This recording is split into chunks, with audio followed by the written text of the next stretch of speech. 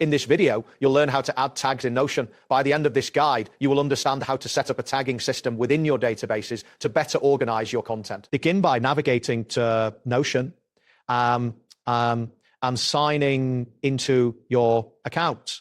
Once you're logged in, locate the specific database where you want to implement tags. It's important to note that tagging is only supported in databases, so ensure you are in the correct workspace. This initial step prepares you for the tagging process. Next, you will need to create a tag property within your database.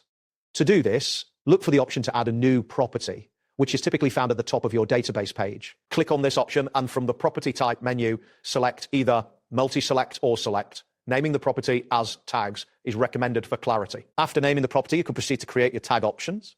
This action establishes the framework for tagging within your database. Once the tag property is set up, you can start applying and managing tags for your entries. Click on the cell corresponding to the entry you wish to tag. A drop-down menu will appear, allowing you to select from the tags you previously created, assign the appropriate tags to the entry. If you need to edit tags later, you can return to the same cell and make adjustments as necessary.